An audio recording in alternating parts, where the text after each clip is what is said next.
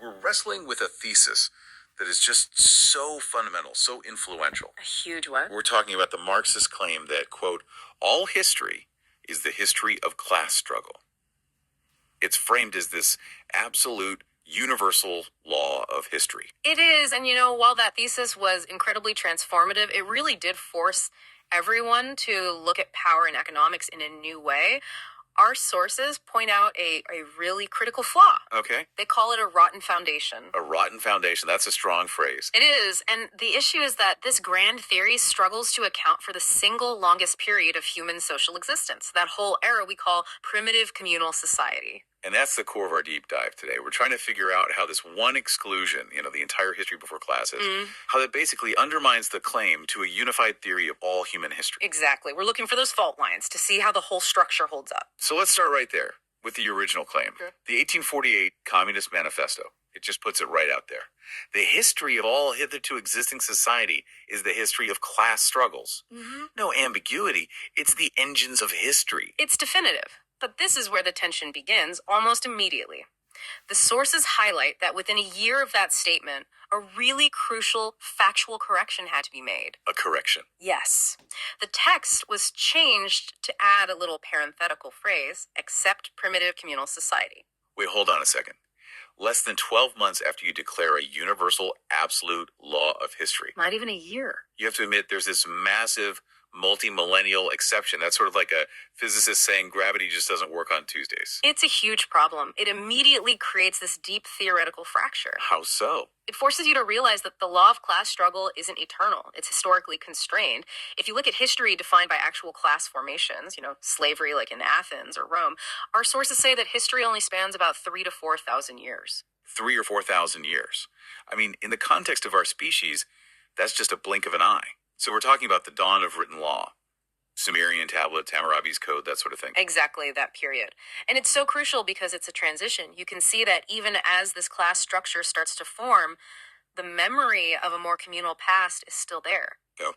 And our research shows these fascinating details about what early slavery or servitude actually looked like.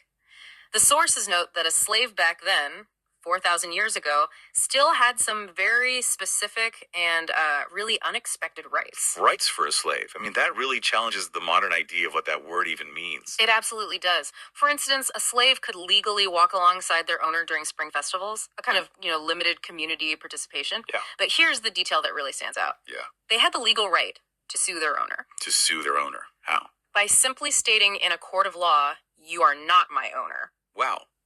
They could challenge their own status legally 4,000 years ago.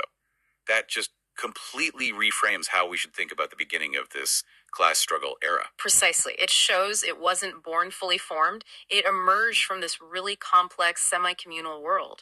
But the second you accept that start date and that exception, well, the whole sociological problem just explodes. Because if the law of class struggle doesn't apply to non-class societies, then you're left with a huge implication. A massive one. You're saying human society is governed by two completely different sets of social laws, one for when we have classes and one for when we don't. That's the failure right there. The failure to get a single, unified law for all of human history. You just can't claim a universal theory if the main engine of change only switched on recently. So if class history is 4,000 years, what on earth was the law for the 35,000 years before that? Exactly. We're talking about a vast amount of time. 35,000 years is almost hard to imagine. That's our ancestors who were creating the first really sophisticated art we know of. It is, and we have the evidence. Think about the people decorating the Lascaux caves 35,000 years ago. This wasn't just biological development, it was social. They had culture.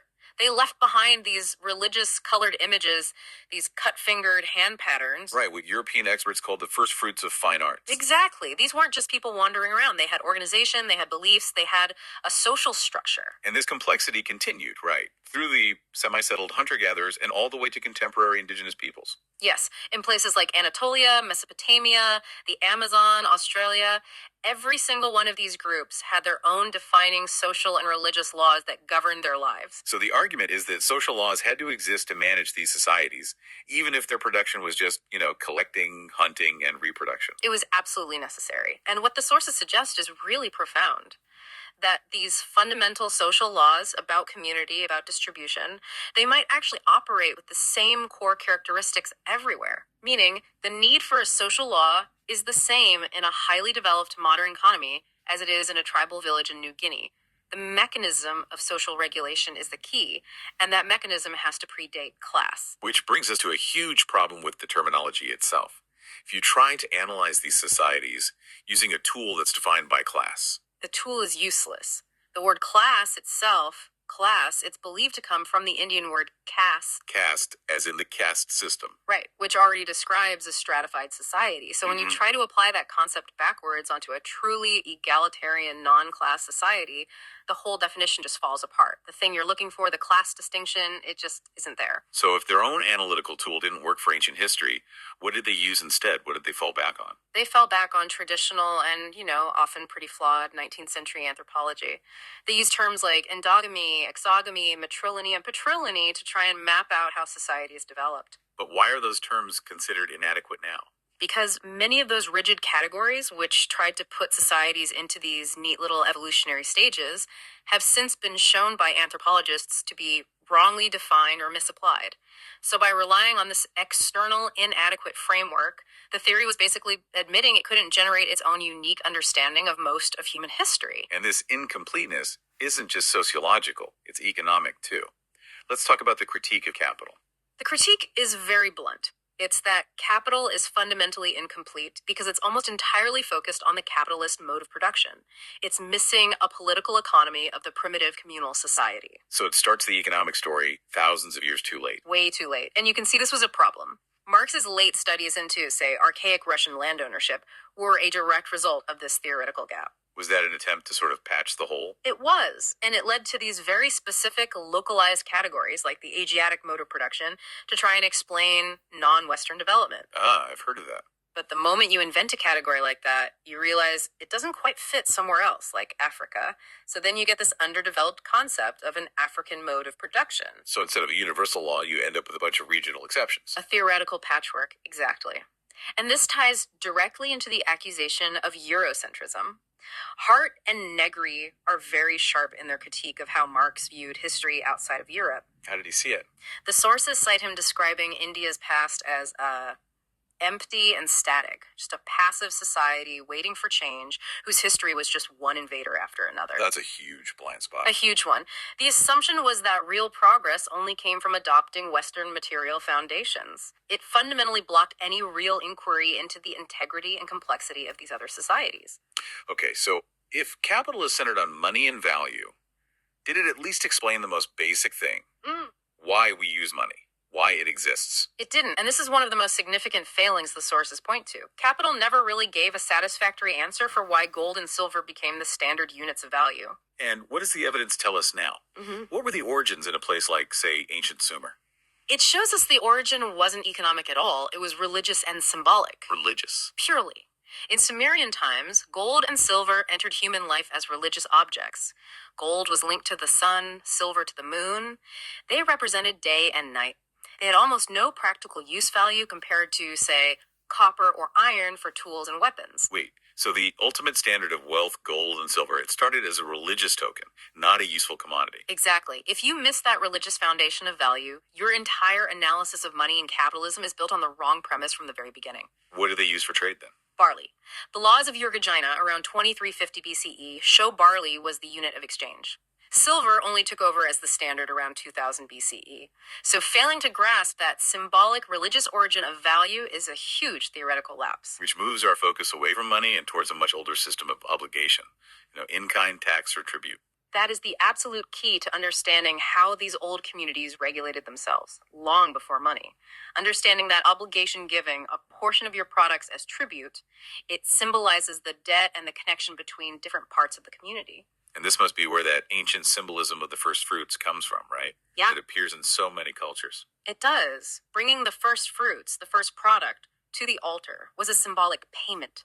It represented the burden of reciprocal obligation, the social contract.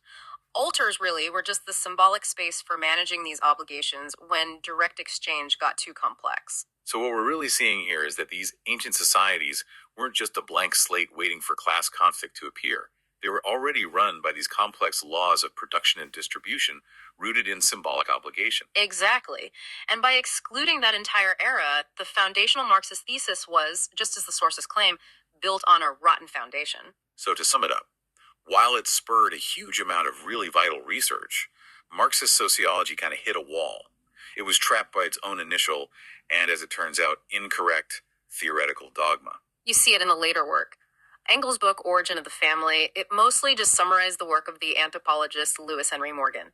It focused heavily on technological stages, like pottery, but it never really got to the deep conclusions about the ancient economic and social laws that govern these people. So the essential point is that the analysis started near the end of the story, with capitalism, without fully understanding the foundational rules that govern the vast majority of human existence. If you want to find the truly universal laws of human society and distribution, you have to look at those ancient non-class structures.